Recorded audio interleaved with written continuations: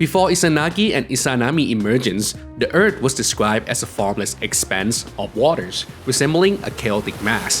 The heavenly deities, recognizing the need for orders, summoned Izanagi and his twin sister Izanami to bring stability to this chaotic realm. They were given a heavenly jewel spear, which Izanagi dipped into the ocean and stirred it. As he pulled it out, doublet of waters from the spear solidified into an island, marking the first emergence of land. To procreate, Izanagi and Izanami performed a marriage ritual.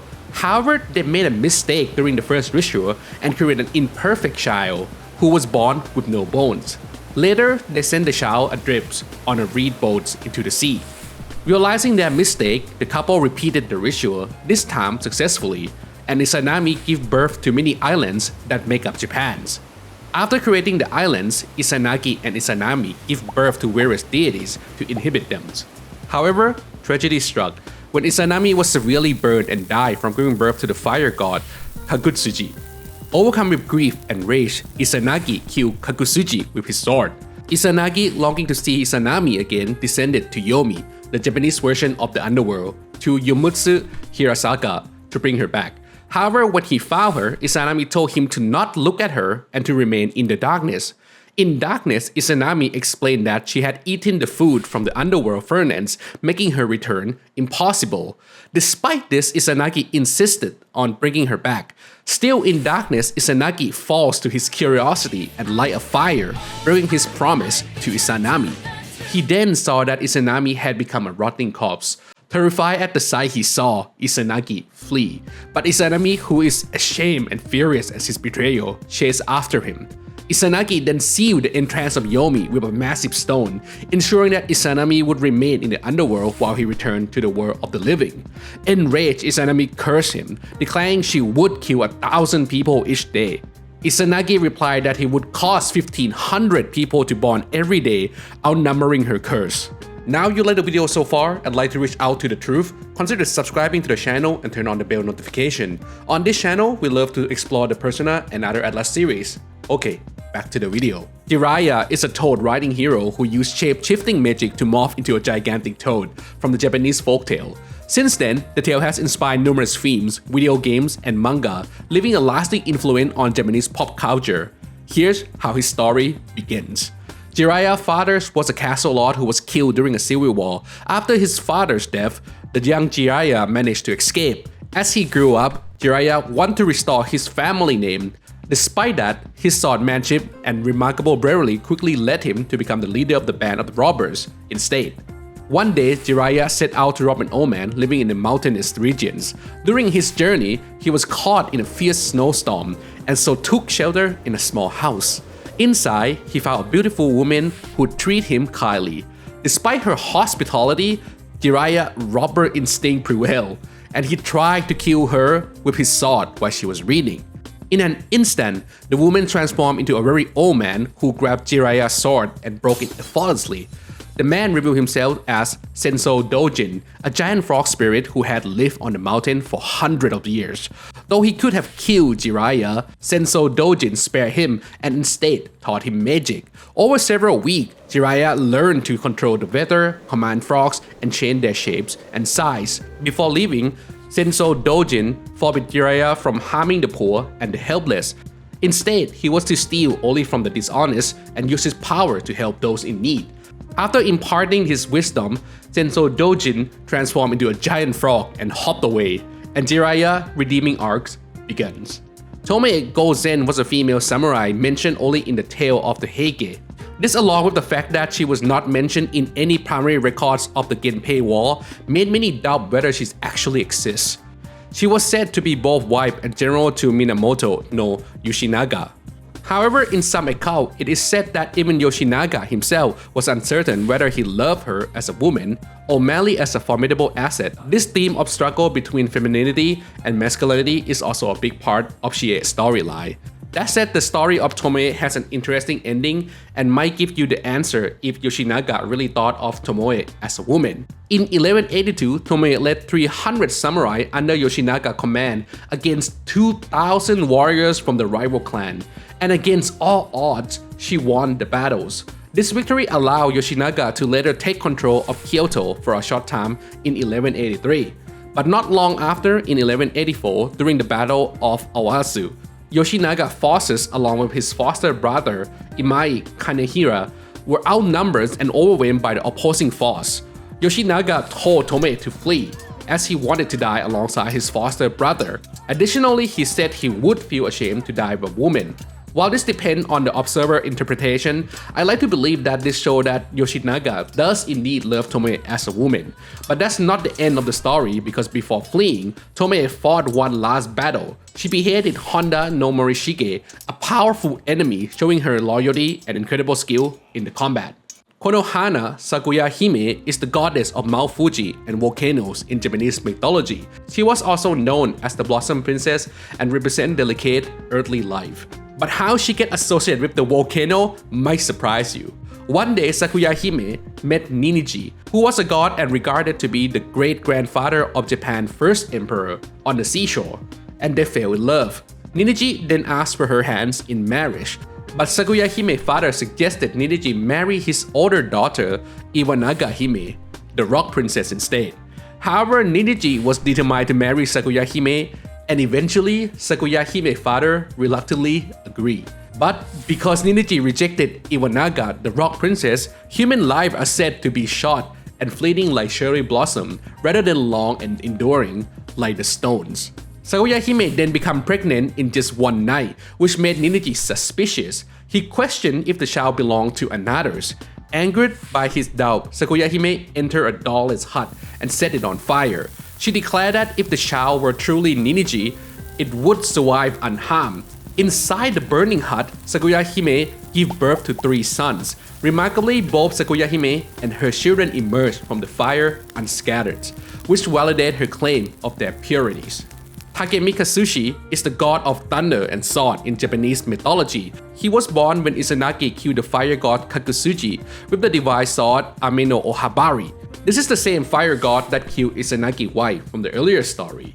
And it was the sacred blood of Kakusuji on the blade that gave life to Takemikazuchi. One of the most famous stories about Takemikazuchi involved his connection to Namazu, a giant catfish said to live beneath the Japanese islands. According to the legend, Namazu would cause earthquakes whenever it moved and thrashed about.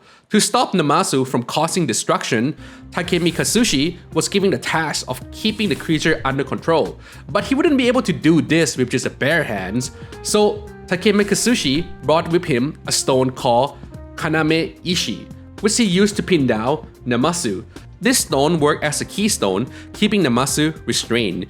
However, there is still one problem, and that is if Takemikazuchi loses focus or neglect his duty, Namazu will be able to escape and cause massive earthquakes again.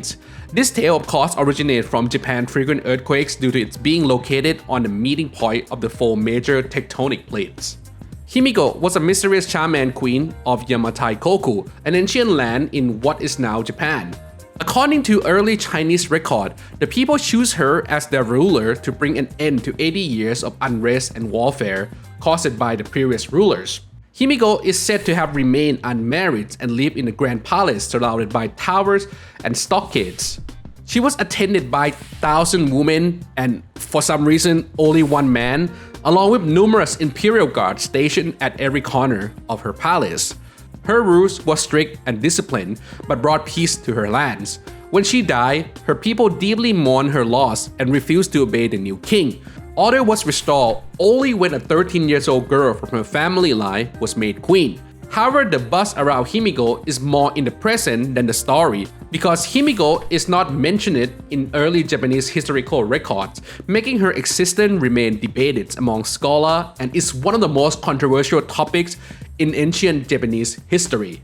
Kintaro is the birth name of Kintoki-Douji, a hero from Japanese folklore. There are several stories about his childhood, but the version Persona 4 lightly referenced is the story where Yuma Uba, or the mountain witch, raised him.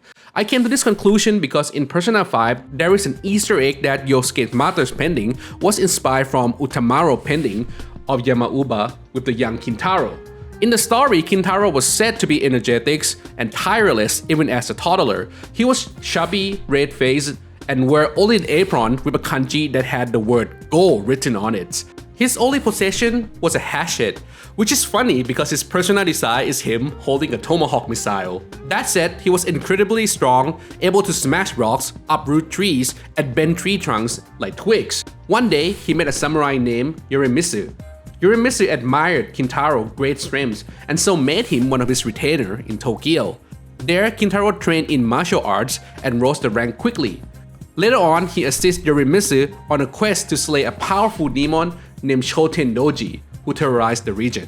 Sukuna-Hikona is Japanese drop deities. He is known as the god of healing, sake brewing, and hot springs. The story of Sukuna-Hikona might seem a bit strange, but it does contain the theme connected to Naoto's story. One day, while Okuninushi, the god of nation building, business, and medicine, was at the bay, he noticed a tiny boat riding the wave. The boat was made from metaplastic pod, and inside was a drop no bigger than a thumb. Okuninushi picked him up, but the tiny figure bit him on the cheek. When Okuninushi asked for his name, he refused to answer. Okuninushi then went to ask Koebiko, the scarecrow and god of Akicrougers. Koebiko explained that is Sakuna, the son of Kami Musubi, one of the first gods to ever come to existence. Okuninushi was amazed that such a small being could be the child of such a powerful goddess. Okuninushi then brought Sukuna-Hikona to Kami Mubushi.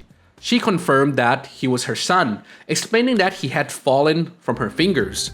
She then decreed that Sukuna would join Okuninushi in his quest to complete the creation of the Sento Reed Plain and unite its people. Together, they worked to build the land of Izumo. That said, because Sukuna-Hikona was so small, the other gods thought he was worthless. This is similar to Naoto's story, where she struggled to be taken seriously because of her gender, height, and age. Kaguya Hime is a character from famous Japanese folktale, The Tale of the Bamboo Cutters. She is the princess from the moon who is discovered as a baby inside the glowing bamboo stalk. This story was also mentioned briefly in Persona 5, where Kawagami labeled Kaguya Hime as one of the first femme fatale. Here's how the story goes. One day, the old bamboo cutter discovered a glowing bamboo stalk in the forest. Inside, he found a tiny baby girl, who he and his wife decided to raise and name Kaguya Hime. From then on, every time the old man cuts bamboo, he finds gold, making his family wealthy. Kaguya Hime then quickly grew from an infant into a woman of extraordinary beauties in only under 3 months. Word of Kaguya Hime beauty spread, and 5 noblemen compete for her hands. Not wanting to marry them, she assigned each an impossible task, such as searching for a fireproof robe and retrieving jewels from a dragon, but none succeed, and some even die trying. Later, the Emperor of Japan also fall in love with her, but again she rejects his marriage proposal, explaining she is not from Earth. Eventually, Kaguya Hime reveals she is from the moon and must return. Despite the effort by the Emperor guards to protect her, celestial beings descend and take her back. Before leaving, she writes farewell letters to her parents and the Emperor, leaving behind a robe and elixir of immortalities. The Emperor, heartbroken, ordered the letters and the elixir to be burned on the summit of Mount Fuji, hoping his message will reach her. The legends say the smoke from this axe still rises from the mountain today. In Japanese, the term Magatsu generally means calamity or disaster. It is derived from the concept of kigare, which is referred to impurity and defilements, particularly those associated with death or misfortune. In various contexts, such as in the Persona series, Magatsu signifies a twisted or corrupted state, reflecting the theme of chaos and disorders. So technically, you can say that Magatsu Izanagi is the corrupted version of him. This ties to his journey to Yomi, the land of the dead, which was filled with kigare. If you did not remember, Izanagi went there to rescue his wife, but failed. After returning, he felt contaminated with the kigare and decided to purify himself. He performed a ritual called Misogi by bathing in a river. During this ritual, various deities was born from the clothes and the item he removed. The three most notable deities that was born from this process are Amaterasu, the sun goddess, Tsukuyomi, the moon deities, and Susanoo, the storm god. Tsukuyomi is the god of the moon in Japanese mythology. He is the brother of Amaterasu, the goddess of the sun, and Susanoo, the god of the sea and storms. He was born from Izanagi right eyes as he bathed after his descent to the underworld. The story of Tsukuyomi is again a strange one, but it's also explained the day and night cycle we have today. The story states that one day, Amaterasu sent Tsukuyomi to banquets hosted by Ukimoshi, the goddess of food. However, Tsukuyomi did not know ahead of time that Ukimoshi had a strange and shocking way of making food. At the banquets, she spat out fish from the ocean and coughed up rice from the earth and served it to Tsukuyomi. Tsukuyomi was horrified and thought it was disrespectful. He eventually became very angry and disgusted. In his rage, he killed Ukimoshi. Learning about this, his sister Amaterasu was upset and said that she would stay away from him forever. This is why the sun is up during the day and the moon is up during the night, but never together. Asterious is the name of the Minotaur, the unnatural child of a human and the beast that resides at the center of the labyrinth in Greek mythology. The Minotaur was the child of Minos' wife and the Cretan bull. Here, how the story goes. After Minos became the ruler of Crete, he prayed to Poseidon, the sea god, to send him a snow-white bull as a sign of divine favors. Poseidon granted his request, and a beautiful bull emerged from the sea. Minos then was supposed to sacrifice the bull to honor Poseidon's, but its beauty tempted him to keep it. He offered a substitute sacrifice, believing Poseidon would accept it. But of course, he was wrong. Angered by this, Poseidon asked Aphrodite, a god of beauty, to make Minos' wife fall in love with the bull. Minos' wife, who is now in love with the bull, then asked the master craftsman to build her a hollow wooden cow, which she then climbed inside to mate with the bull. As a result, she became pregnant and gave birth to the Minotaur, and name is Asterious. For months, Minos' wife nursed Asterious, but as he grew, he became aggressive and dangerous. And because he had no natural food source, he began to develop a taste for humans. On the advice of the oracle, Minos built a vast labyrinth near his palace to imprison Asterious. Ariadne was a Cretan princess, the daughter of King Minos of Crete from the last story. She was in charge of the labyrinth where sacrifices were made to the Minotaur. After his son was killed, King Minos attacked Athens. To make peace, the Athenians had to send 7 young men and 7 maidens to the Minotaurs every couple of years. One year, Theseus, the son of King Aegeus, volunteered to join the group, but his goal was not to be the sacrifice, but to kill the Minotaur. When Ariadne saw Theseus, she fell in love with him. She gave him a sword and a ball of thread to help him fight his way out of the labyrinth after killing the Minotaur. Succeeded, Ariadne ran away with Theseus. On their way back to Athens, they stopped at the islands of Naxos. However, Theseus thought the Cretan fleet was chasing them. In panic, he and the others fled the island early the next morning and accidentally left Ariadne behind. Not long after, Dionysus, the god of wine, found and abandoned Ariadne and made her his wife. At the end of the story, Ariadne ascended godhood and lived on Mount Olympus.